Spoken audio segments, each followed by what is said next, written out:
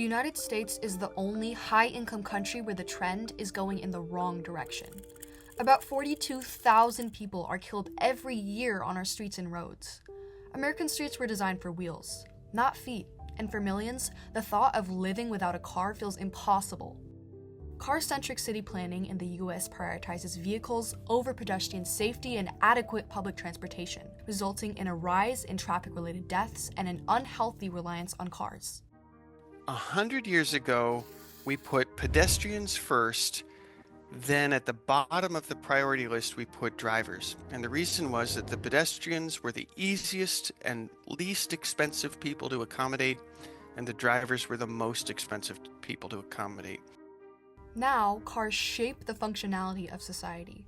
The invention of cars dates back to January 29, 1886, when Carl Benz invented the gas-powered automobile.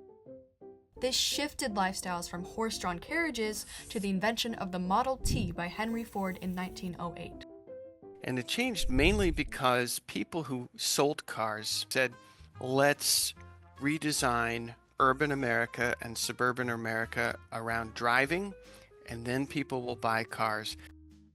The influence of zoning laws, which separate homes, stores, and factories, encouraged car reliance by limiting walkable, integrated communities. Car production skyrocketed after World War II with the 1956 interstate highway system, adding 45,000 miles of highways. So when Eisenhower envisioned the interstate highway system, he was thinking more about military needs, but also just connecting cities over long distances. But also, highways don't really relieve congestion, they increase the demand. And when highways became more common, streetcars were put out of business, as although they transported around 80% of people in communities, the 5 to 10% of people driving cars took up their tracks and altered streetcar reliability. Car dependency is the problem. Fortunately, most of the world, you don't have to drive for everything, but in this country you do. The average American spends 4.3 years in a car. Nearly every aspect of daily life depends on cars, and alternatives like walking, biking, or public transportation are often unsafe, inefficient, or non-existent. Change often stems from local projects and ideas that spread to the general public. Taking an area that has a highway, like Octavia Boulevard in San Francisco, and turning it into a pedestrian-friendly boulevard, which reduces the amount of cars that can go through, but makes the area a lot safer and more inviting for walking.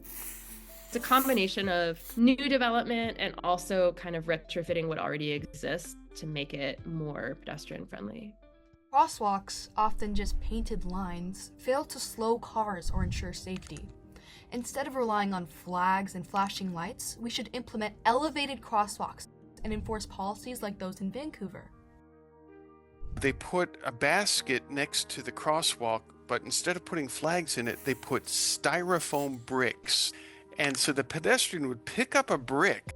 The driver sees it and they're like, this person's nuts.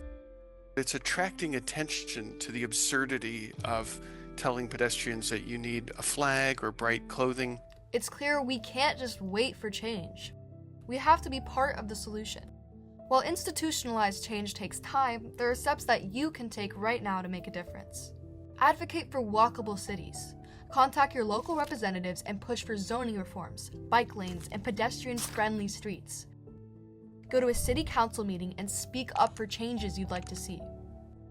Support local initiatives such as the Silicon Valley Bicycle Coalition that advocates for more pedestrian and biking access. Volunteer with Paul Denise and his program to protect and ensure the safety of bikes at the local Stanford football game. If they have to redo a street, they have to make access for bicycle. Rethink your habits.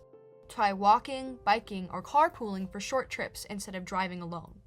General Motors, you have power already. But if you're people like you and me, we're powerless until we communicate and connect.